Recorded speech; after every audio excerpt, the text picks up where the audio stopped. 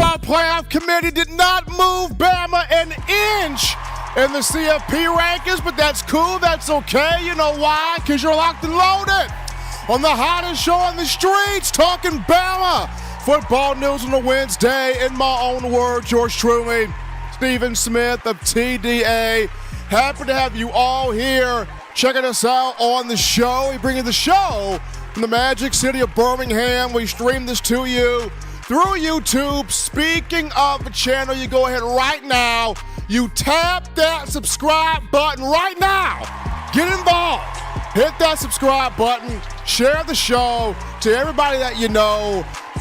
Friends, family members, diehard Bama fans, casual Bama fans, consumers of Tide football. You share the show around. You hit that subscribe button. You smash the like button also. Get those thumbs up, those likes up. Show that support right here to the show and the channel. We appreciate you guys. That daily super chat goal, $100 daily super chat goal, $100 right there. We appreciate all of you. Also, be sure to hit that notification bell so that way you miss absolutely nothing when it comes down to your Bama football updates. We got a lot to get to this evening. We want to hear from you. You can do this by calling 205-448-1358. The number to call in to let your voice be made known on the show, 205-448-1358. And one more time, 205-448-1358. Want to hear from you. But Eli, we start things off, as I mentioned, Bama football still stagnant in the CFP rankings, not moving up, still number 8. I don't know what Boo Kerrigan and this committee is doing. I have no idea what they're doing. I have no idea what criteria they're trying to look at. I mean, they keep saying we value strength of schedule, we value strength of resume, we value who you play, but all I keep seeing is the eye test. All I keep seeing is the only thing they're valuing right now is the eye test. That's my only explanation for Missouri moving up to number 9 in the rankings. They moved up Louisville to number 11, if I'm not mistaken. I don't know why, with Bama having one of the toughest schedules in college football, Bama beating several teams in the top 25 CFP rankings, Bama is still at number 8. For the life of me, I don't get how Oregon is ahead of the Crimson Tide. But once again, I just digress there from those statements. Alabama remained at number 8 in the college football playoff rankings. So, to me, I mean personally, Eli, and Alabama fans aren't happy with this. You guys have let your frustration be made known on Twitter and other forms of social media that you are not pleased with this committee by any way, shape, form of the imagination. And you as an Alabama fan, you have your absolute right to voice your frustration. You have your absolute right to voice your opinion on this because this is your team, this is your program, and you feel like the committee is just not doing it justice. However, I still, Eli, remain in the camp of this will all solve itself. I don't know, Eli, if you're in that camp with me. You probably are. But I'm still in the camp. Okay, you are. But I'm in the camp of I think this will all solve itself. And it starts with this. I know a lot of you as Alabama fans are wondering, could Bama still get in the playoff? Is there still an avenue there? Has Alabama's window closed? No. And so here's why. If you're a Bama fan, one of the teams you got to be pulling for this weekend, Oregon State, the Beavers. DJ Uiagalelei, quarterback for Oregon State, formerly of Clemson, he has shown that he was not the problem where the Tigers of the ACC were concerned because DJ has gone to Oregon State and he has blossomed at Corvallis. The Beavers play Washington and Oregon in back-to-back weeks. 2 Pac-12 teams that are ahead of the tie in the playoff. Washington at 5, Oregon at 6. Oregon State plays Washington Saturday, excuse me. They play Washington Saturday in Corvallis. That's going to be an entertaining matchup because Oregon State is one of the few Pac-12 teams that plays defense. So keep your eyes on that. If in the following week, The Beavers travel to Eugene to play Oregon, and I think they can take the Ducks. So if you're an Alabama fan, you got to be really cheering here for Oregon State back-to-back weeks here. Then when you look at the teams that Alabama needs to lose here in these next 2 weeks, you've got Texas, Washington, Oregon. You need Texas to fall to either Iowa State, who's been known to trip teams up in the past in the Big 12, or Texas Tech. They play the Red Raiders in Lubbock to end the regular season. We all know Lubbock, Texas is on the dark side of the moon, so it's always intriguing when there's a game. The Red Raiders have to play at home. Keep your eyes on that matchup. And then whomever Texas matches up with in the Big 12 championship game, Texas is going to drop one of these 3 games. Is it going to be Iowa State, Texas Tech, or the Big 12 championship game? Texas is going to drop one of those 3 games. But you're looking at Texas needing that program to lose, and of course Washington and Oregon needing both of those 2 programs to lose for Bama to have that big shot here at the playoff. I know people are wondering, but Steve, what about the teams ahead of those guys? Well, we know Michigan, Ohio State will solve itself. The loser of that game will not get in the playoff. I think that will solve itself. And then you have Florida State, who has the easiest road to the playoff, but they have to take on Louisville in the ACC championship game. I think Louisville takes them. Louisville's got a good football team. Hoping hard there for the Cardinals because I just don't see Florida beating Florida State. I'm sorry. I mean, I have respect for Billy Napier. Love the dude. But I just don't see Florida beating Florida State. Now, the game, I think it's in Gainesville. So if the matchup's in Gainesville, maybe Florida has a fighting chance, because the players are going to want to play hard for Billy Napier, but we'll see. But I think Louisville has more of the puncher shot to beat Florida State. Right? So if you're a Bama fan, you're looking at Texas needing to lose, Oregon needing to lose, Washington needing to lose. If you're a Bama fan, you're looking at Oregon State, who plays both Washington and Oregon. You want the Beavers to win in back-to-back matchups. And then for Texas, you're hoping and praying for either Iowa State to trip them up, Texas Tech to trip them up, or they get tripped up there in the Big 12 championship matchup. But Nick Saban, I would like to think he's kind of like me in the sense of this whole thing will solve itself. You got some people panicking. You got some people going, what in the world is going to happen? You got some people just unsure. But I think Nick Saban, like myself, I think he has a sense that this will all work itself out. I have this strong feeling that this will all work itself out. What Alabama's got to continue to do is beat teams down. Beat down Chattanooga this weekend. Beat down Auburn in the Iron Bowl. Handle your business with Georgia in the SEC Championship. Everything else will take care of itself. But the College Football Playoff Committee keeping Alabama at number 8 there in the rankings. We take our first break here on the show. Don't touch that dial. We're just getting your chest warm here. When we return, we go to the phone lines. We grab your calls, your thoughts, your conversations. Line us up, people. We want to hear your opinions right after this.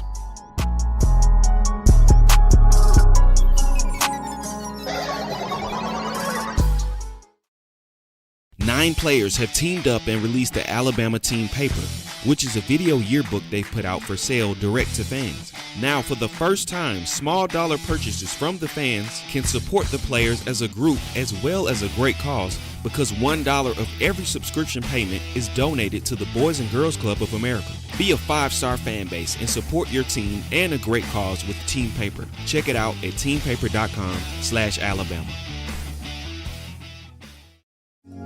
Remember the taste of Grandma's delicious sweets? Emily's Heirloom Pound Cakes brings back those precious memories with just one bite. Each cake made from scratch. They make the perfect dessert to share with family and friends for any occasion, and ordering is easy. Visit Emily'sHeirloomPoundCakes.com. Click the online store and shop. Then pick up your fresh cake at the kitchen in downtown Homewood. Order yours online at emily'sheirloompoundcakes.com. Emily's Heirloom Pound Cakes, making memories from scratch. All right, people, we're back rocking and rolling to the action from the break. Number one ticket for Bama. Football news in my own words, yours truly, Stephen Smith of TDA. Got my man Eli Walker in the production studio. Continue hitting that subscribe button, hitting that like button, showing us that thumbs up love right there. Trying to get this 15 likes up the gate here to start it. And then more to come after that. Gotta shout out my man Big Bill from New York with that $7 donation, dropping the love in the bucket. Appreciate that from Bill. That daily super chat goal, $100 daily. Super chat goal, $100 right there. We appreciate you guys. Before we go to the phone lines to grab your calls, call segment brought to you by the Blue Wrench Gang. Got to go to a word from our sponsors. This call segment brought to you by Underdog Fantasy. Underdog Fantasy, Underdog Sports. Appreciate all of them. So, we have to take a quick break to talk about the official fantasy partner of TDA, that being Underdog Fantasy. Underdog is super easy to use, super easy. You go on the app and go pick whether your favorite players will have a higher or a lower stat total than what is listed. You do that with 2 to 5 different players and you're in business. If you go 5 for 5, you can 20 times the money. Right, 20 times the money. So for example, maybe this Sunday you want to put together an entry with an all Alabama alums in the NFL. You can select an entry with Tua Tagovailoa, Jalen Hurts, and Bryce Young to go all higher and lower or lower than their stat. You can project them to go higher than their stat total. If it hits, if your higher hits, you win the money. We see a lot of you are downloading Underdog, using the promo code, and having fun, which we love to see. If you haven't yet, check it out, because when you sign up, you get your first deposit doubled up to $100 using the code Alabama. Visit UnderdogFantasy.com or find them in the App Store, and don't forget to register with my promo code Alabama to get your first deposit doubled up to $100.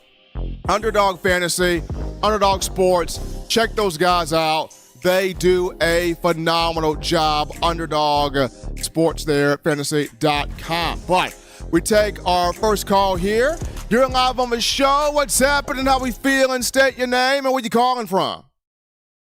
What's going on, Steve? Elijah from Jersey. How you feeling? Doing great, Elijah. Doing great. Can't complain here. We know the committee still got Bama stagnant at number 8, but I'm doing okay. How about you? I'm doing good, man. I just called to I just want to dive into this whole committee thing. If you remember last year, Steve, you remember TCU went undefeated during the season and lost to Kansas State in their championship game, right? They did, yes.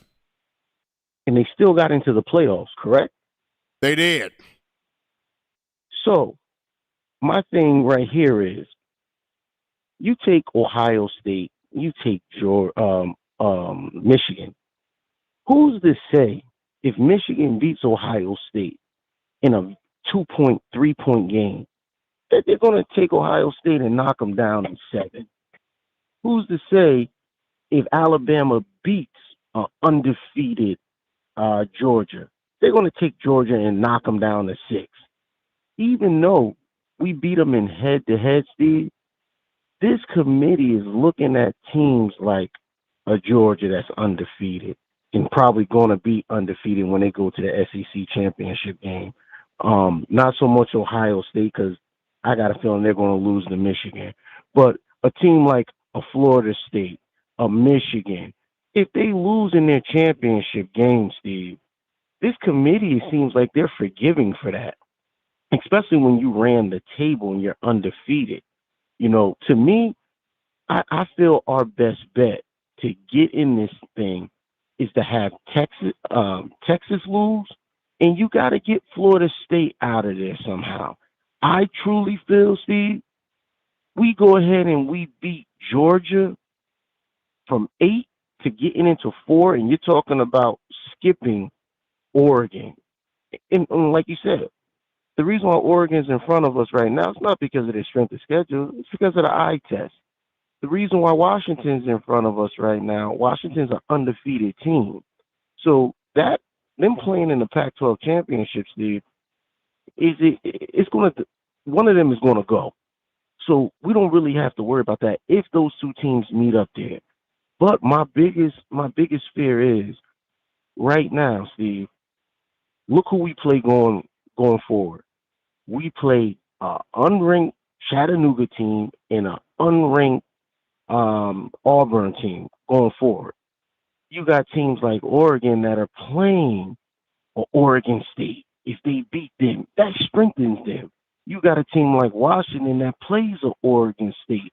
They beat them, that strengthens them. You know, right now we've beaten LSU, we've beaten a Tennessee, and so far we have not moved. You know what I mean? So when it comes down to it, everybody's saying we went out, we're in. We went out, we're in. Let me tell you something, Steve. This committee's going to have a hard time taking the number 1 team in Georgia that has the same record now as Alabama and putting them to 6 with 1 loss. Even though we won the head-to-head, I think it's going to be a huge amount of controversy kicking out a 1-loss Georgia team that ain't lost in damn near 30 games, Steve, and putting Alabama in over an undefeated Washington, an undefeated Michigan, something like that. Do I want to see Alabama in? Of course. But the way this thing is lining up, Steve, just because we beat Georgia doesn't guarantee us a seat at the table. You know, let me know what you feel about that, Steve. That's why, Elijah, I've been saying, if you're an Alabama fan, there's teams ahead that you need to see lose. You need to see Texas lose to get that out of the way. You need to see an Oregon or Washington lose to get that out of the way. You need to see a Florida State lose to get that out of the way. There are several teams that they've got to lose because, and you put it right there, Elijah, you go back to last year, TCU was undefeated until the Big 12 championship game. They lose to a 3 or a 4-loss Kansas State team in the Big 12 title game, and the committee still, because of what they did in the regular season, they forgave TCU, awarded TCU, and put them into the college football playoff. So for Alabama, it's definitely you went out, but there's some help that has to come from other teams losing to push Alabama right there into the playoff. But we take this call. You're live on the show. What's happening? How we feeling? State your name and where you calling from. Hey, Steven, it's Mattress Matt in Mobile. Can you hear me okay? How we doing? I'm doing well, man. We got senior day for these seniors on Saturday, but I'm doing well. Can you hear me okay? These headphones sometimes don't work. I got you loud and clear. Okay. So I want to run out a scenario, throw out a scenario real quick. Let's assume everybody wins out. All the games just happen as they're expected to happen. You still have Michigan or Ohio State is going to be out, and Oregon or Washington is going to be out. So let's assume Michigan and Oregon went out. You've got Michigan at number 1, Florida State at number 2, Oregon at number 3, and then at number 4, you're either going to, and assuming Alabama wins out, you're either going to have Texas or Alabama at that number 4 spot. Here's what's interesting. If Alabama wins out, then they'll have an overwhelmingly better resume than Texas. And then they'll only have the head-to-head from early in the season. So the committee's going to tell me that an early season head-to-head trumps a worse resume when they've never done that. Here's what's interesting. They've never had that. They've never had that as a metric. Head-to-head has always been a deciding factor if the two resumes are the same. So if the two resumes were the same, then you take the head-to-head. But with Alabama having an overwhelmingly better resume than Texas at the end of the season and an SEC champion, then the head-to-head isn't factored in. But here's what's interesting. Alabama is still so powerful that they basically control the metrics themselves. You see, head-to-head only matters because it affects Alabama. Alabama's the one that brought the head-to-head as such a powerful metric this year, when usually it's only an outlier when you're comparing two similar resumes. So Alabama, so if it involves Alabama, then that increases the weight of the metric. You see what I'm saying? So, okay. We got you. We got a little bit of static there on your mat.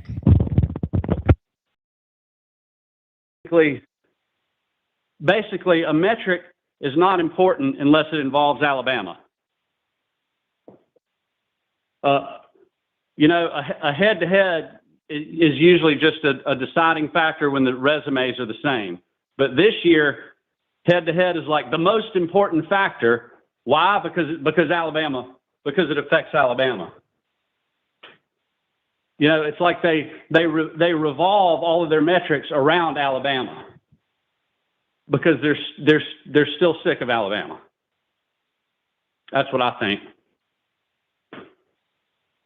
I mean, Mattress Mac giving his thoughts here on the show. Appreciate him calling in from Mobile. I mean, to me here, I look at this. It should be strength of schedule, strength of resume. Because if you look at the schedule and the strength of it, where Alabama's got either number 6 or the number 8 toughest schedule in college football this season. But I understand over the last 2 games before Georgia, you got Chattanooga and you got Auburn. But prior to Alabama playing the Tennessees, the Arkansas, the LSUs, the Ole Misses, leading up into those games, these were all ranked teams. These were all quality teams. Now, what you do after you play Alabama, that's on you. That's on you whether you get up off the mat and continue to play, whether you beat or you lost to Alabama. So when Alabama plays you and you're a ranked opponent, that's the part that should matter, that should count right there. Crimson Tide's got one of the toughest schedules here in college football. But we take this call. You're live on the show. What's happening? How we feeling? State your name and where you calling from. Steven, hi, brother. It's Bill from New York. I'm going to make this nice and simple for you, okay? Go ahead. All right, Steven. First of all, here's what Alabama's doing now. You know what they're doing? They're doing what me and you have been talking about since before the season, haven't they? Look, what do we talk about? We talk about we needed Milroe to run the football. Needed him to have called running plays. He's doing it. It opened up the passing. Now he looks great.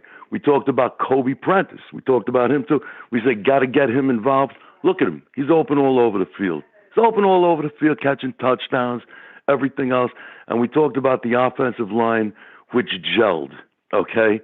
Look, we look great. We're going to stomp on fools. And now let me get to the playoff thing. All right, look, all of these teams in front of us, except Georgia, and I'm going to say it, because Georgia's good, they're all imposters. Bo Nix, yeah, I'm not saying he's bad, but he got his ass chased out of the SEC, didn't he?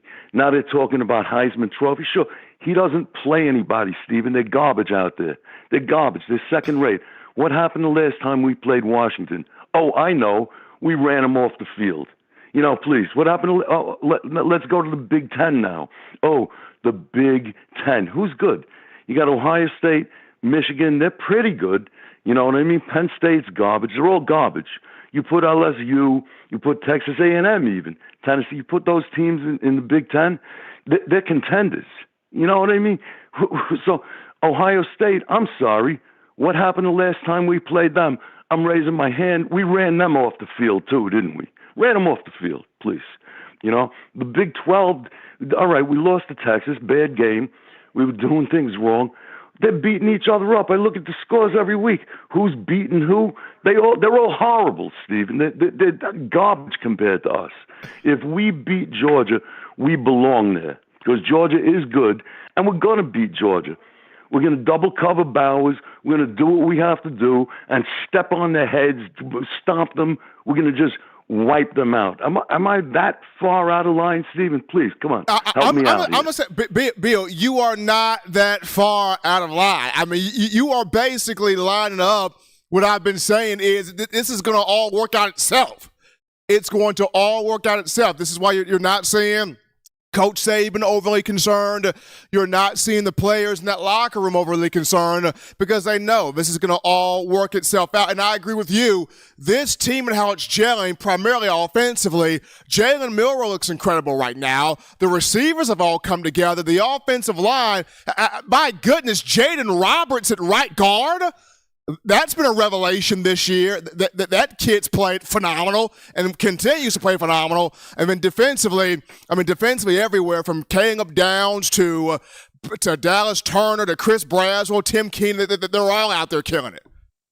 Listen, me and Waylon, we text each other during the games, and I'm sorry for my horrible language that I use, but let me tell you something.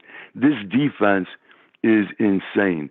I don't know if I've ever seen a deeper group of linebackers. These people, everyone, Roberts, you name one, they're all great. They're all going to the NFL. The line's better than it was last year. And this kid, Caleb Downs, I feel like he's my son. That guy is crushing people. He's sacking. He's making sacks. He's picking off passes. He's defending everybody. Please, man. You know, we are good on defense. We're going to win games. Now, Georgia, again, I'm the first to admit they're good. This guy Bowers, he's the guy who scares me on that team. Got to have two guys on him because he is that good. But we could do that. We could do that, and we could hold them down. Please. And by the way, as good as I'm saying Georgia's good, not impressed by their schedule either. I'm sorry, Stephen. I'm going to let you go. I get amped up with this. You know, it's late in the season.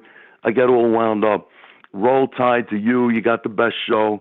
I listened to Firebound for the first time. I had to turn it off. Please, the guy makes me sick. You got the best show.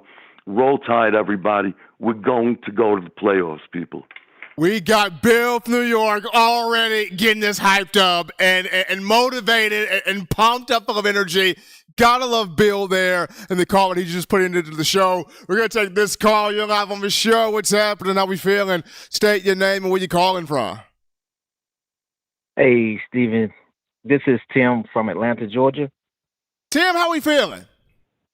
Feeling good, man. Feeling good. I see a lot of people in the chat was, kind of skeptical about, the Crimson Tide, but I'm very optimistic. I just had a few points I wanted to make as to why I think that they're going to, as long as they win out, they're going to the playoffs.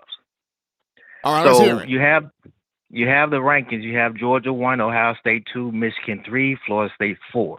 Those are we got Washington 5. Those are the ranked teams. And then you got Oregon and Texas that's ahead of Alabama. Now, what they're doing is what I think the committee is doing is they're giving Texas that win over Bama, they're giving them so much credit for that. It was a double-digit loss for the Crimson Tide, their second game of the season. Texas is getting a lot of credit for that.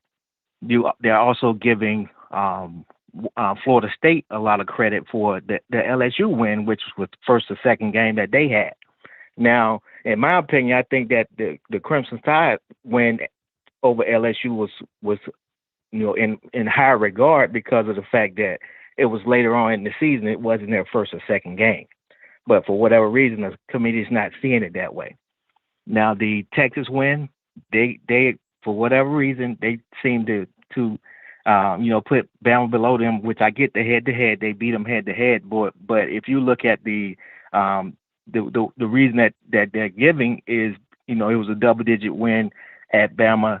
Bama had they beaten 2 or 3. Well, let's see, 3 three ranked teams by double digits. In my opinion, 3 ranked double-digit wins is more than 1 ranked double-digit win. Every win that Texas has had since has been close wins. And if you look at that statistic, every win that every other team, Michigan, Ohio State, Florida State, Washington, and Oregon, have been close wins against ranked teams. None of them have had double-digit wins, with the exception of Florida State beating LSU in the second game of the season. So if the committee looked at that reasoning, Bama should not be number 8. They should be way ahead of that. Now, if they went out, they beat Georgia, I think that they'll get in the playoffs because, like you said, all those other teams, it'll take care of itself. Ohio State, Michigan, when they play each other, somebody's got to lose, somebody's going to drop because their strength of schedule is nowhere near as Alabama's. So I'm very optimistic. And the other thing, the point that I wanted to make is no matter where they put us, where we play in the country, Bama fans are very loyal, and that's revenue for them. So I think that the Crimson Tide will be in the playoffs if they take care of business. Roll Tide. I'll be there in Atlanta at Mercedes-Benz, so we're going to root for our team.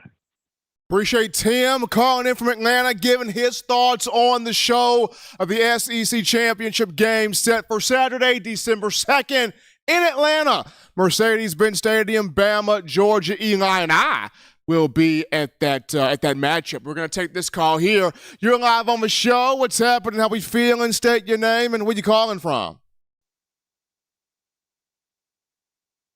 Live on the show, caller. Well, unfortunately, we lost that call there, but 205-448-1358, the number to call in. You're live on the show. What's happening? How we feeling? State your name and where you calling from. What's going on, Steve? And it's Anthony from Long Island. How you doing, brother? Anthony, I'm doing well. The better question is, how are you? I'm doing great. I'm doing great as always. I appreciate that. So, man, I just honestly want to piggyback off of Bill from New York, give you some other points. I was watching the show the other night. I basically gave you the scenario of what needs to happen only because of, the committee and how they're doing things. Basically, Oregon State plays Oregon, plays Washington, and Oregon. So we need Oregon State to beat Washington, which I think they're still favored. I'm not sure if the line moved. And then we have Oregon State playing Oregon in a rivalry game at the end of the year.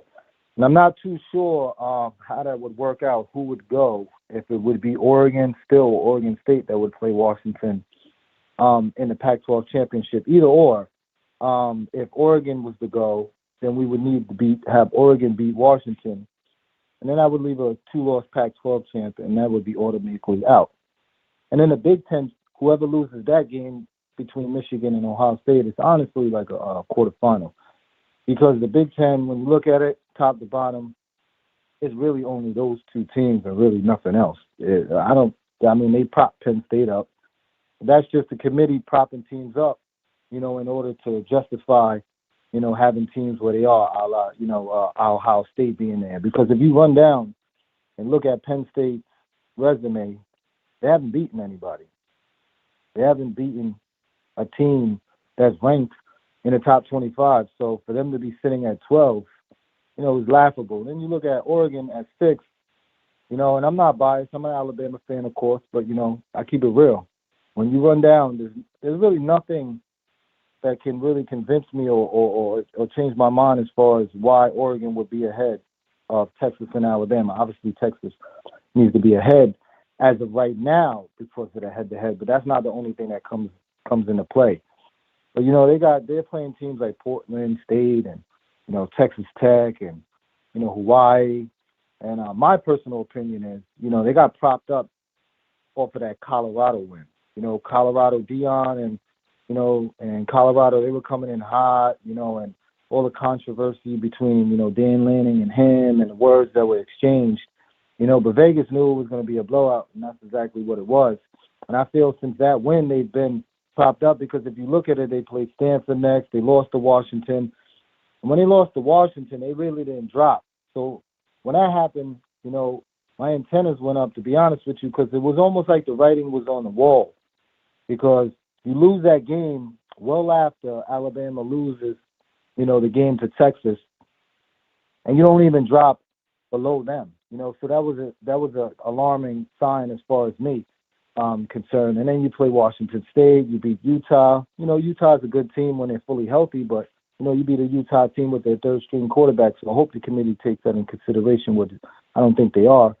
And then you got them beating Cal and then playing USC, which is a half of a team. They only got an offense. They don't have any defense. They play Arizona State and, of course, Oregon, in the final game. This is not to pick on Oregon or nothing like that, because at the end of the day, I do think on both sides of the ball, they're a really good team. It's just because of the committee and as far as, how they try to justify teams being in and basically propping teams up, because this is how it's been since they started the college football playoff. Because in my opinion, it didn't make any sense when they first started it, because if you look at it, it was only 4 teams with 5 power conferences. Now, obviously, they're going to get out of it. We're not having to deal with a situation like that, but, 4 slots, 5 power conferences. It could have been a scenario, more than hard. It's been hard to think of it, but it could have happened. It almost happened this year where 5 power teams from, the 5 power conferences would have been all undefeated, and then you would only have 4 slots. So, next year it'll take care of itself. But as far as that, we obviously need teams in front of us to lose. Michigan State and Ohio State is going to take care of themselves. I don't think or believe the loser of that game would be able to get in just because of the strength of their resume not really being anything in the position that the Big Ten is in right now, as far as it being a 2-team league. And the ACC, it really is, they have Florida State. I mean, that's pretty much it, So, they get in, they lose, they could possibly lose to Florida, or they could possibly lose to Louisville. But that's pretty much the path. Texas could still win the Big 12 and we could still get in because, if we beat Georgia, there's no way unless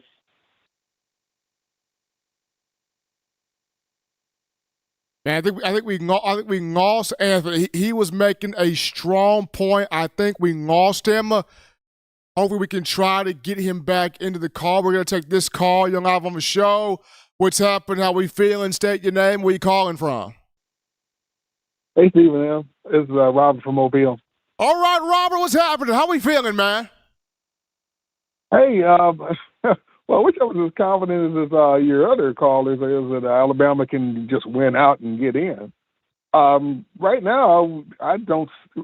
Right now, where things stand, right now, Alabama does not control its own destiny when it comes to getting into the playoffs. We need 2 teams to lose. Unless the committee just all of a sudden start changing their mind, looking at things totally different than what they've done so far, we need 2 teams to lose. Now, I'm sure we're going to get 1 by default, of course, but we need another one. Probably, maybe even 3, really, because it's only 4 teams that we're in playoffs, and we're 4 spots behind. Now, I think we'll get that help, but we need that help. Just beating Georgia will not get us into the playoffs, and it shouldn't get us over Texas. We would feel totally different if it was we beat Texas and they jump us over because they win their championship game. We all got the same record. We wouldn't think that was fair. In fact, we would be screaming and hollering how unfair that is. And so that's going to have to be taken into account. I'm almost hoping that we can get Texas in a rematch. That'd be ideal. That'd be fantastic. But we do need that. And our sloppy play early in the season has cost us. It cost us dearly. That those struggle wins that we shouldn't have been struggling with have come back to bite us. Now, are we saying, well, now, yeah, we're pulling away from teams now, but all the complaining we all did early in the season while we weren't pulling away from teams, and that was frustrating us, well, this is why. Because of what we're doing, what we're seeing right now. Without a 12-team playoff, it's still a beauty contest. It's unfortunate, but that's how it is. So, folks, don't think for 1 minute just winning out is going to get Alabama to the playoff. It's not. We need teams to lose. Of course, we're going to get Michigan or Ohio State to lose. Hopefully, Washington will lose to Oregon State, and that's a possibility. Now we can jump. The only team we can jump by beating Georgia is Oregon. I do believe that if we win out and it's between us and Oregon, we get the nod over Oregon. But other than that, everything else is on the table. Texas we should not jump Texas unless they lose twice. It's head to head. It has to matter. It would matter to us if it was the other way around. I mean, fair is fair. I'd feel that way if Alabama was ahead of Texas. I had beaten Texas, and them jumping us because someone says our schedule's weak, and I'm sure they're going to feel the same way. There's Texas fans out there who would be screaming bloody murder if Alabama jumped them. So I think we'll get what we need, but right now we still need help. We do not control our own destiny, and winning out won't get us in. We have to win out, and we're going to need help. And we are going to have to beat up on mediocre teams. No more struggling against USFs of the world or Arkansas.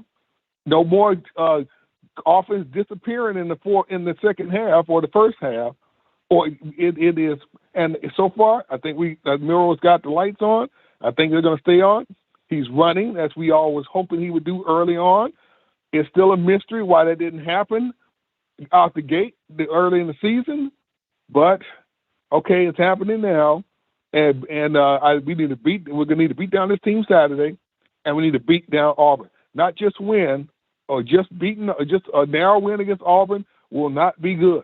We got to go to Jordan here and beat Auburn just the way we did Kentucky, and then that will give us the style points over Oregon if it comes down to that. But that's how I see it, guys.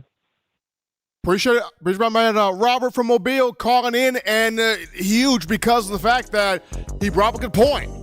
Alabama at the beginning of the season was not playing its best ball. It was struggling. Struggled to beat South Florida. Had to find a way to take care of Ole Miss. It was not playing its best football early on. Against Arkansas, that was a struggle win there. I mean, it's looked better in recent weeks, but at the start of the year, Bama was struggling a bit. It was some ugly games. And so because of that, the committee has had a hard time, really, truly evaluating what is Bama for real.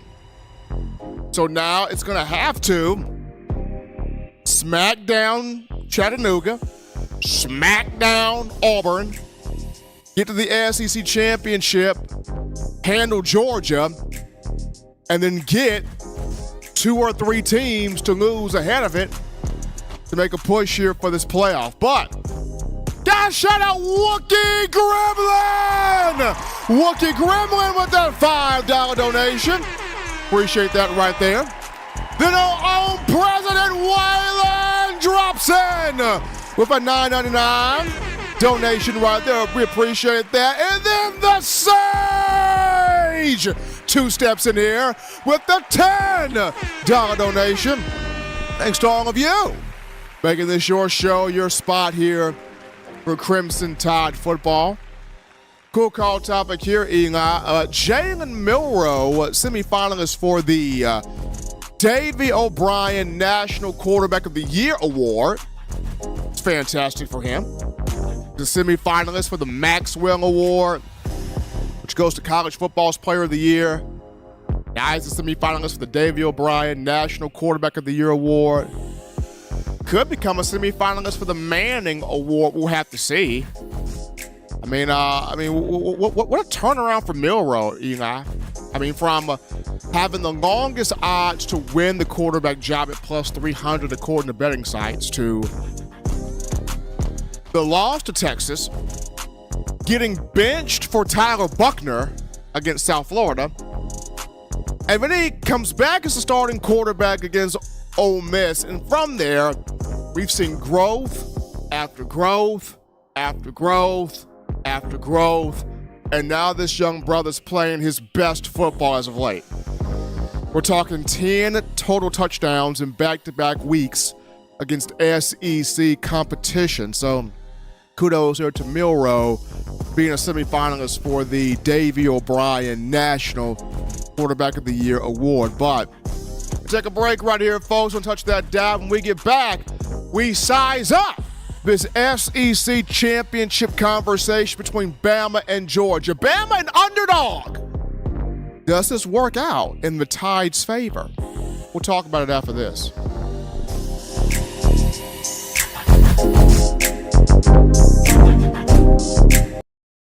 What's up, Bama Nation? This is Rudy Griffin, former Alabama defensive lineman, and you're listening to my guy, Stephen M. Smith, in my own words, brought to you by Touchdown Alabama Magazine. Roll Tide, roll! Thank you for tuning in. Show your support right now by clicking that like button. If you haven't subscribed, hit the subscribe button now and enable all notifications to make sure you don't ever miss any of the best Alabama football news, notes, and information right here on Touchdown Alabama. All right, people, we're back with you right here live to the action from the break. Number one forum for Bama football news, in my own words, yours truly, Stephen Smith of Touchdown Alabama Magazine. Appreciate all of you guys checking us out on today. Continue hitting the like button, tapping the like button, smashing the like button, hitting that subscribe button as well, making this your one-stop shop for all things Bama football. Gotta show some love to J.D. Long with that $9.99 in the Super Chats. Appreciate that from J.D. helping us out right there. And hold on here. We got another one. We got Seabass. Whoa! Seabass with the $4.99. Putting that in there. Appreciate that from J.D. Long and Seabass. That daily Super Chat Go, $100 daily Super Chat Go. Appreciate you guys. For those of you in the call-in queue, hold on for the next 10 minutes. We'll call back in the next 10 minutes here. We definitely want to hear from you. But topic 2 of conversation here, Eli. So the SEC championship game is set. Bama, Georgia again. Did we think it would be anything different? Did we think it would be any other way than Bama, Georgia again? Was there any doubt that it would be these two gladiators, again? For the 4th time in the Saban era, it's Bama, Georgia for an SEC championship. 2012, 2018, 2021, and now this one.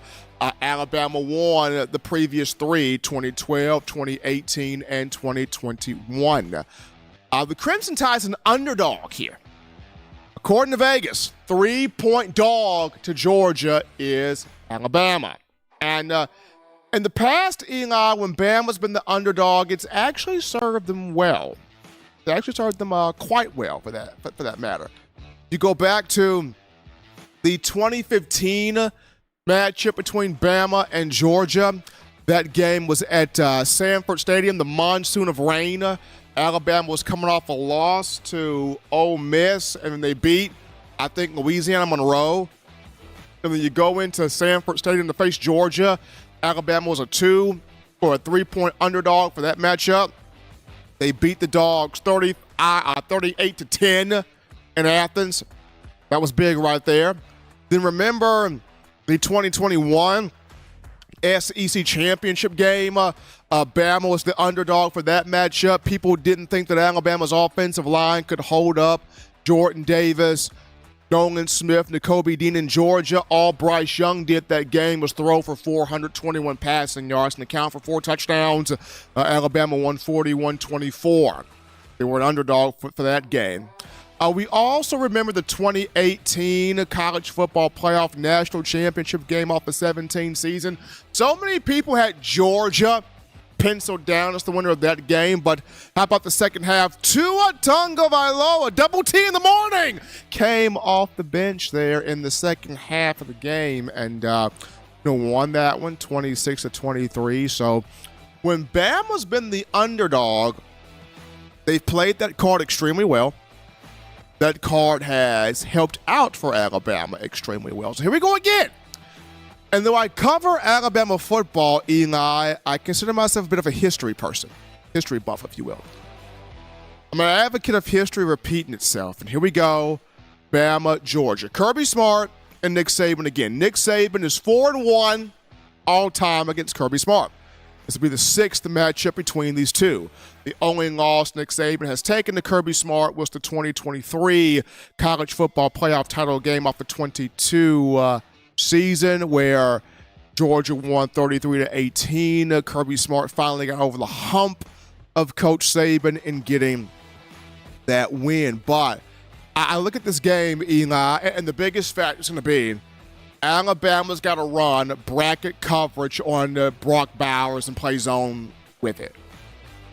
You have to bracket Brock Bowers. That's their bread and butter. He is their NFL first-round pick talent. You bracket him. You play zone across the board. You get some pressure there to Carson Beck, run some games there, run some different TE games there. Get to Carson Beck, affect him a little bit. Have him throw some turnovers, get some sacks in there. But you bracket cover Brock Bowers and you play zone across the board. I mean, that's what I would do if I was Coach Saban, period. That's what I would do. But once again, I'm not Coach Saban. I'm not the one getting paid like that. I mean, Eli, did you see the handsome paycheck that Jim Bo Fisher got? I mean, good God, $76 million to be fired. I'm in the wrong profession. $76 million as a fired SEC coach. I got to fire up my resume, man, and get into coaching. That's where the money is. I'm not saying I would intentionally get myself fired. I'm not saying that. I'm just saying where the money is right there. I mean, my God, $76 million, he got fired? Bruh. Like 100 generations after you said. $76 million. But anyway, Bama, Georgia, December 2nd in Atlanta, SEC Championship. Feeling good about this game. Jalen Milroe's legs become an X factor in this matchup. The growth of Milroe and Tommy Rees, the X factor to me kind of in this matchup, but we'll see how it all shakes out. Bama, the underdog, when they've been that, bode well for the Crimson Tide. We take a break here, folks, on the show. On Touch That Dial. When we get back, return to the phone lines, grabbing your calls, your thoughts, your conversations. We get back to you, the Bama fans, after this.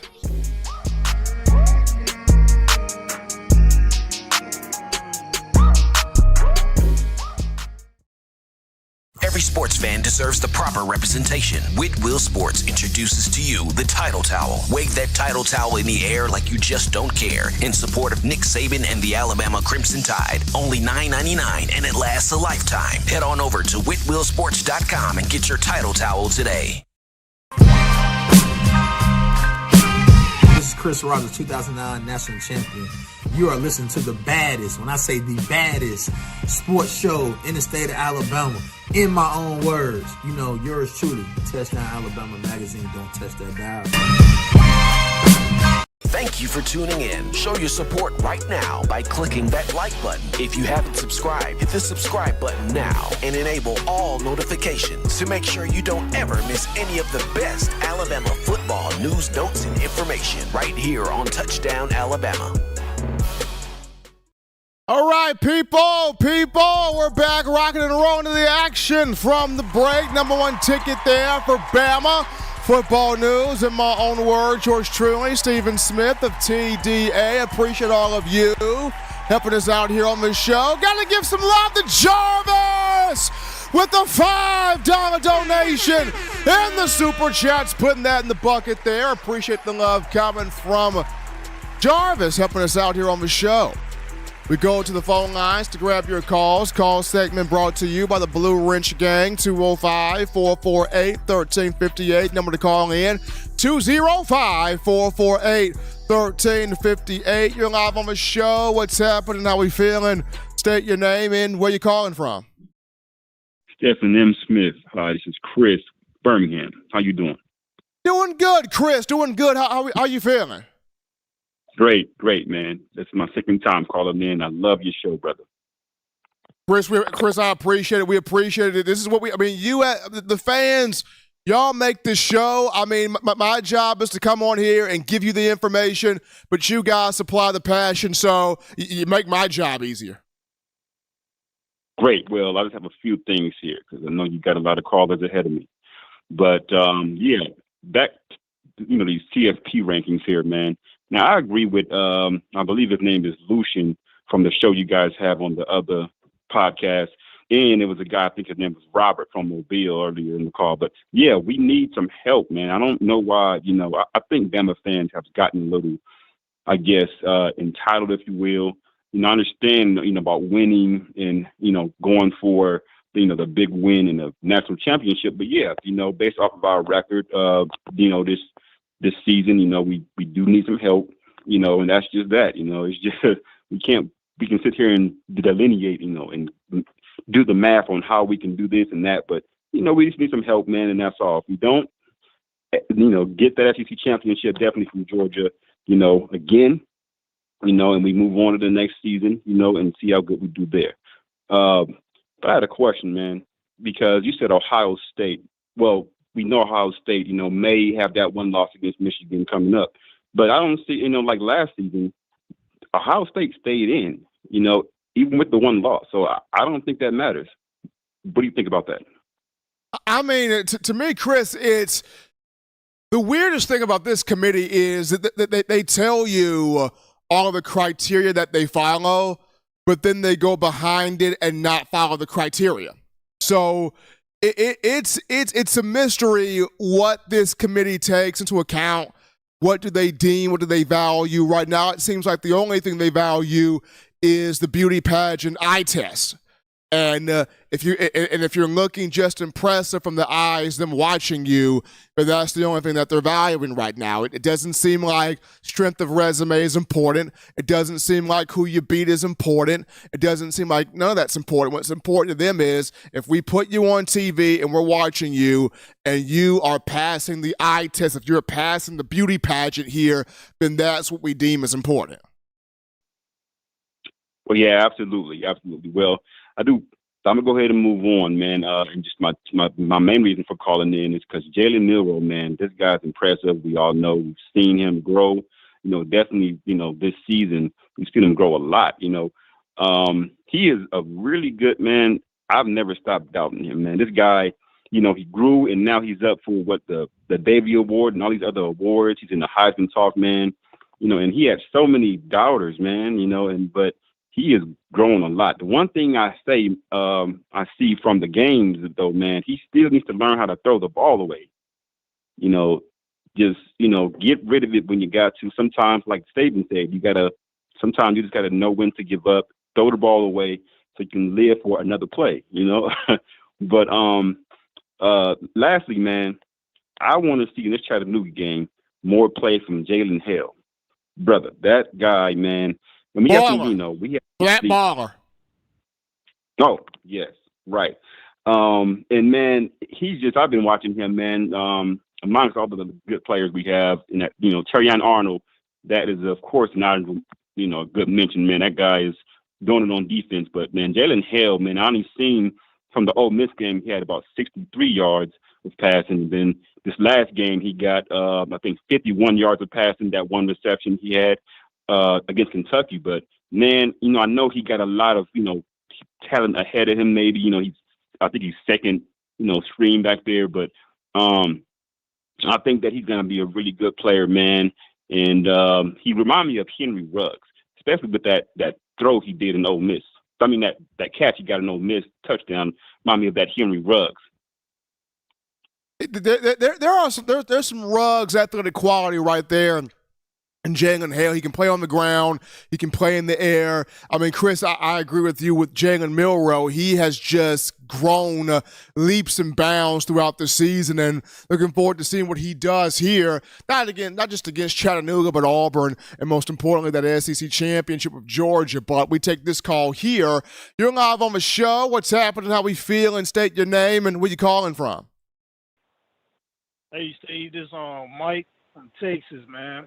How you doing? Mike, I'm doing well. I cannot complain here. You got the college football playoff committee, but, Coach Saban and this team continues to truck along despite the Week 2 loss to Texas. Yeah, I know, man. So that's what I'm calling about. So this is my take on it. My thing is, if the committee can't work out the politics, right, and make a decision on who to put in, and it comes down to, 2 undefeated and 3 one-loss team conference champs for the last 2 spots, I think they can work in the best one loss for their 3rd spot, and then the last 2 they should do a play-in. You know what I'm saying? Like, don't leak. You know what I'm saying? Don't break it down to the politics, and because if you do that and then you make a decision, it can be the wrong decision. So just let the last 2 teams do a play-in. It's not like the NCAA doesn't have a play-in model for the NCAA. I know it's in basketball, but they still do a play-in. So in other professional sports, they do play-ins. NBA, they implemented the play-in for the last spot. So I feel like they should do a play-in 2 days before the bowl season start, if it comes down to that. You know what I'm saying? If they can't if they can't work out the politics or whatever the formula is, because I know they keep saying a lot of people calling in and saying that the head-to-head should matter, but throughout the history of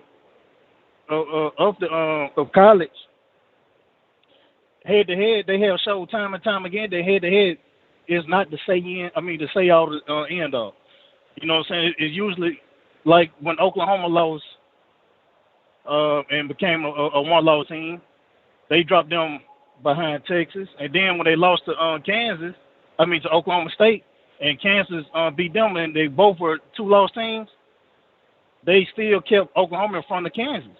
So, and Kansas had the head-to-head. So it's like, and that was this season, you know what I'm saying? So it's other evidence that they have proven and shown that head-to-head doesn't trump out whatever their reasoning for, positioning those teams in the prospective ranks that they had the team in.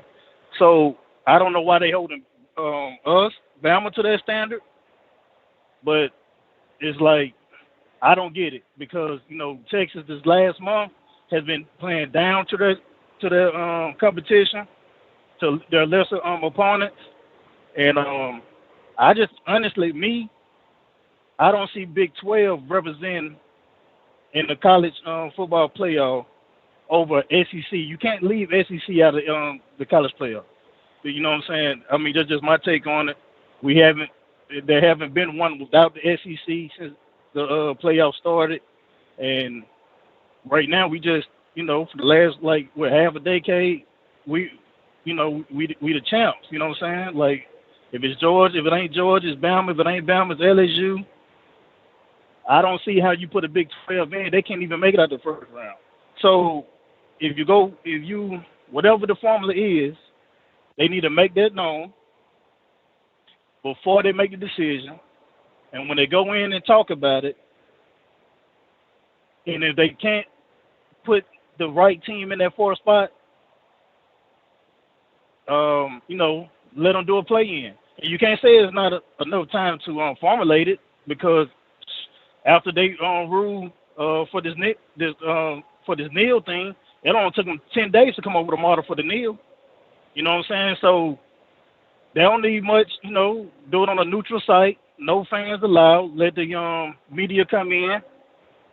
That way we can, have a chance to see the best team that win will be in the playoffs. And then, we go on off into January. They have 2 weeks off to prepare for the playoffs in January. So what you think about that, Steve? Mike, I think that would be an awesome idea. I think that would be an awesome idea to pitch. I think that'd be an awesome idea. I think that should be something to be considered. Appreciate Mike calling in from Texas, giving that idea a play-in for the teams outside. If you're having this type of a conversation. So I like that idea from Mike calling in from Texas. We're going to take this call. You're live on the show. What's happening? How we feeling? State your name and where you calling from. Hey, Steven, it's Anthony from Long Island calling again. You see how they try to do it, brother? Boo Kerrigan and the College Football Committee hung my phone up because I was taking them to the cleaners on your show, man. But I ain't going to let them do me like that, though. It's okay, though. But I just wanted to call back. I ain't going to take too much time because I had my say. Basically, to end my thing off, like my man Bill said, these teams are trash. You know, they play, high school teams all year. You know, they've been propping Penn State up for how long? But James Franklin is either 2 and 17 or 3 and 17 against top teams. He'll never beat nobody. But yet, it's always, Penn State this, Penn State that.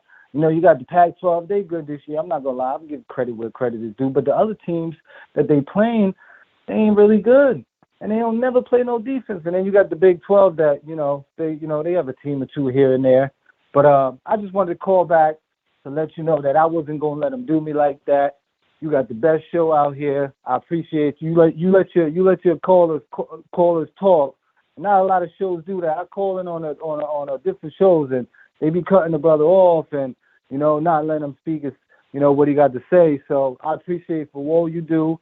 You the man. I'm gonna get off and let people do what they want to do, but I'm gonna listen to the rest of the show and I'll be calling back next time. So you have a great day, brother. Appreciate Anthony there calling back in from Long Island. Now, Eli, is Boo Kerrigan and the committee tapping us right now? I mean, I hope not. I hope that there's no type of a wire thing with Boo Kerrigan in the committee because we ain't gonna have that. We're gonna take this call. You're live on the show. What's happening? How we feeling? State your name and where you calling from. Hey, Steve. It's Toucan from Georgia. I've been listening to your show for the last year, basically 2 years. But this is my first time calling in, so I wanted to state a couple things real quick. I'm one of the biggest Georgia fans, Alabama fans in Georgia, and one of the things that I always tell people is we are one of those teams that everybody in the country hates because we're always there. We're always in the talk. We're always in the element of being a national champion. So everybody really doesn't want us to be in the national championship talks.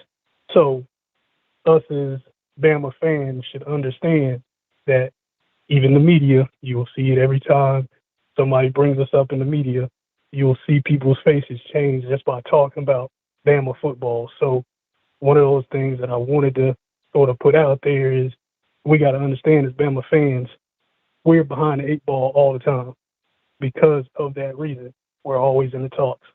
But I would like to see some of these other teams fall to give us a chance. But the things about that is it seems like everybody's schedule is kind of weak.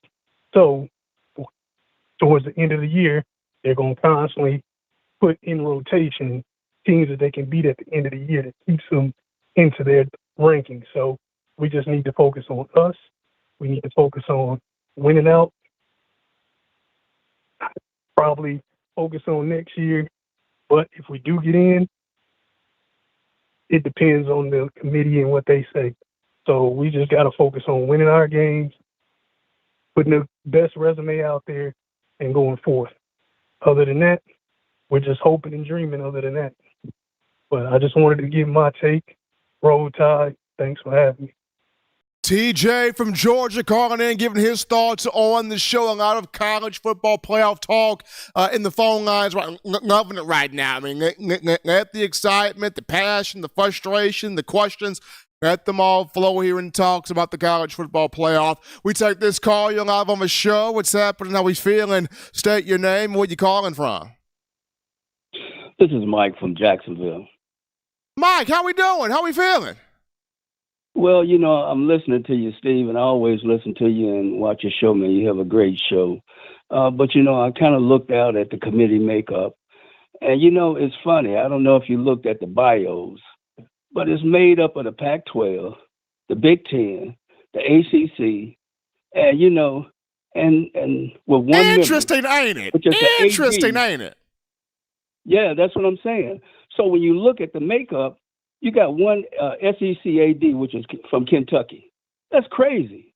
And then you look at, just like McElroy said, you know, you can't treat one team one way and then turn around and treat another team another way.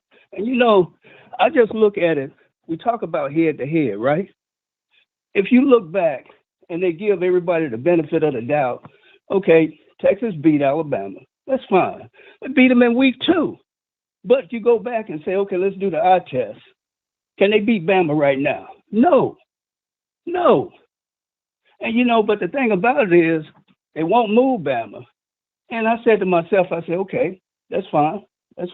We'll win out. And so it's been a lot of talk. They say, well, even if Bama beats the number 1 team, Georgia, you know, head-to-head counts, and Texas will get in. That is ludicrous. It doesn't make sense. And that's what McElroy was saying, you know, last week. Say this stuff doesn't make sense, man. You can't treat one team one way and then treat another team. But we already know what the golden rule is. Bama fatigue. And you know exactly what I'm talking about. And so that's what's kind of frustrating from an Alabama standpoint. And that's the reason why I say from a fan base, if you're going to be fair as a committee, you just need to be fair across the board. And this is the first time that I've seen so much inconsistency. You know, we understand head-to-head. Head-to-head is fine. But the bottom line is you got to look at the factors and see exactly what's going on across the board. I was watching Feinbaum last week. He put up three stats from 3 different teams. I don't know if you saw that or not. It didn't have the names. Well, guess what? Steve? Guess who was the top dog between the 3? Alabama. They had Alabama, and then they had Texas, and then they had Oregon. Alabama was number 1, Oregon was number 2, and Texas was number 2, and then Oregon was number 3. So you start doing, if the stats are correct, and then you're looking at the consistency of how Alabama has improved, and then you look at how the downfall of Texas just been squeaking through, you know, and I don't understand why you can take one team and then turn around and do a comparison and contrast and say, you know what, you're a 2-loss team, but guess what? We're going to move you up over this team.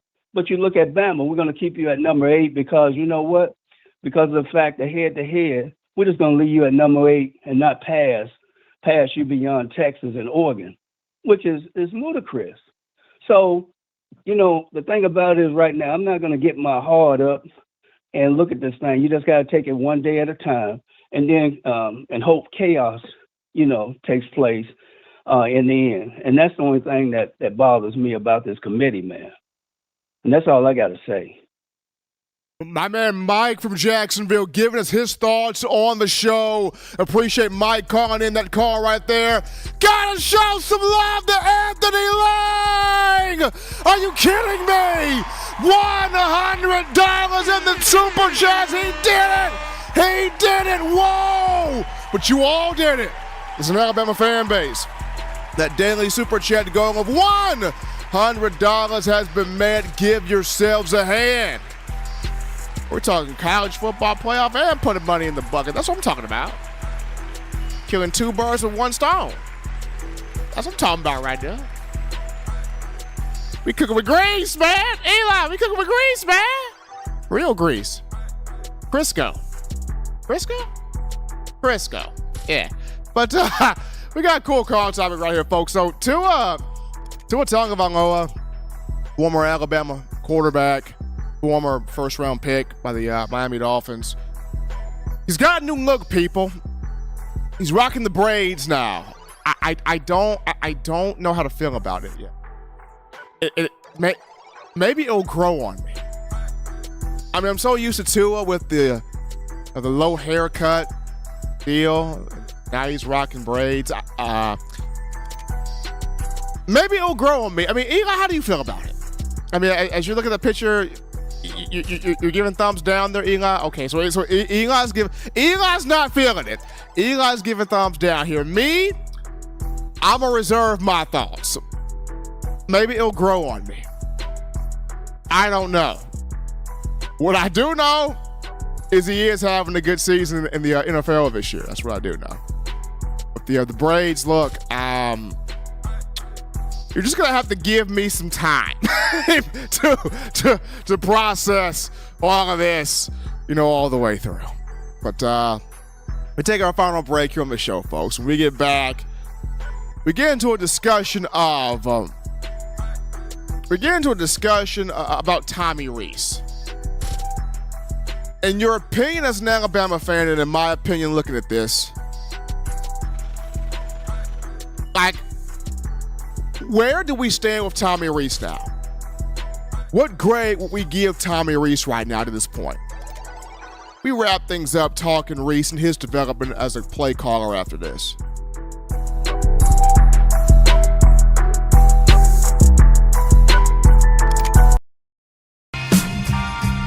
I'm Malachi Moore, and you're watching In My Own Words with Stephen M. Smith on Touchdown Alabama YouTube channel. Thank you for tuning in. Show your support right now by clicking that like button. If you haven't subscribed, hit the subscribe button now and enable all notifications to make sure you don't ever miss any of the best Alabama football news, notes, and information right here on Touchdown Alabama. What's going on? This is Benny Bice. I'm the founder and owner of Touchdown Alabama, and you guys are supporting one of the only independent outlets covering Alabama football today. No other sports, no networks, just Alabama football. Roll Tide Roll. All right, people, here we go. Back with you to the action from the break. Number one ticket for Bama. Football news, in my own words, yours truly, Stephen Smith of TDA. Look, I want to appreciate all of you, for real. Phone calls, donations, YouTube chatting, super chats. You guys, the Alabama fan base, absolutely phenomenal. If I've said this once, said it quite a number of times. My job's easy. I get to come here 3 days a week and talk Alabama football, giving this information to you, the most knowledgeable, passionate bunch in the country, you, the Alabama football fan. Now, of course, I have to have Eli put up with me and John put up with me, and I'm thankful for the both of them, because it's not an easy job than with me. Eli, am I that bad? No. Thank you, Eli. I'm not that. John would have probably said yeah, but I'm not that bad. But you as the Bama fan base, y'all make this fun.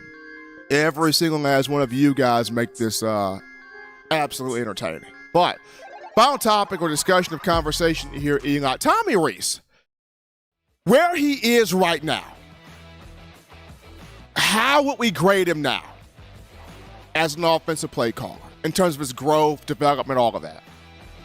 Now, I know before the start of the season, when he was first hired back in the spring, there was skepticism. It was other names could have been hired, other names could have been acquired. Why were they not? And then to open the season, it was, oh my goodness, Nick Saban, what have you done? This was a terrible hire. This is worse than Bill O'Brien. What are we doing? But now it's like, well, wait a minute. Maybe this wasn't a bad hire. Wait a minute. Saban knew exactly what he was doing. Wait a minute. Tommy Rees isn't as bad as what some originally thought. Back-to-back weeks, Tommy Rees, with this offense, 40-plus points a game, 42 against LSU, 49 against Kentucky. Tommy Rees has Jalen Milroe playing phenomenal right now. Milroe, back-to-back weeks, he's combined for 10 total touchdowns, 1 turnover. The offensive line's found itself. Wide receivers out behind Jermaine Burton and Isaiah Bond. Kobe Prince is playing big ball. Kendrick Law stepping up. Jalen Hale's making some plays. Amari Niblack last week caught his 4th touchdown reception of the season. So, Tommy Rees, not as bad as what some originally thought. Rees is now a nominee for the Frank Broyles Award, which goes to the nation's top assistant coach in college football. He needed some time. I've said this before. When you make a transition from Brian Kelly to Nick Saban, you're not going to hit it overnight. Nick Saban's demanding. Nick Saban's tough. Nick Saban requires a lot out of you and a lot from you. So you're not going to master Nick Saban overnight. You're not going to do that, right? So for Tommy Rees, it took him a minute. So he's had to grow with these athletes, with these players.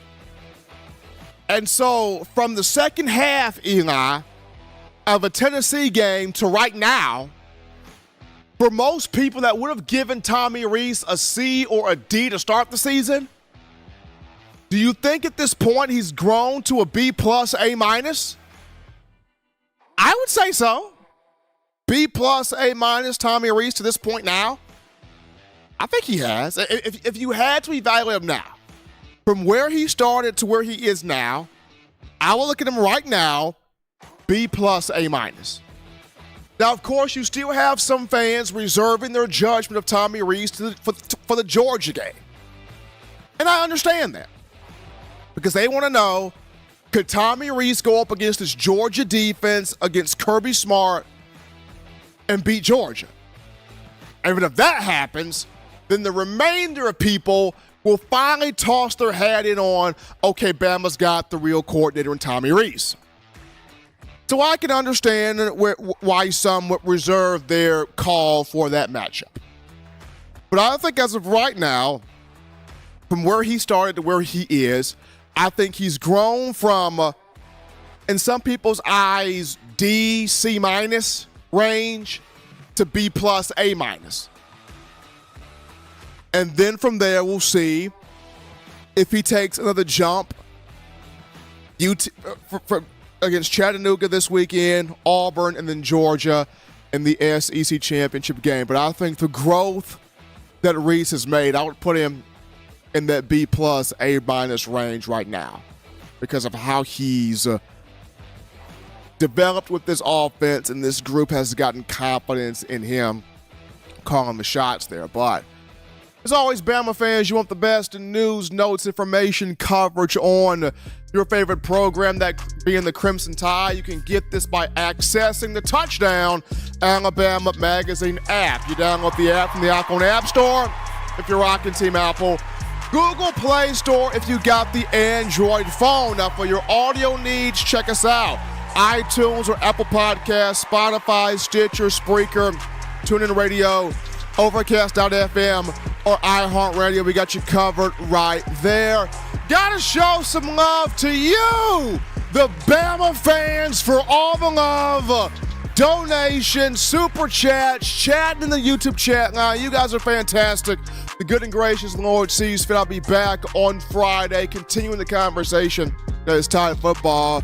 Gotta show some love to my man Eli Walker in the production studio, handling that business this evening.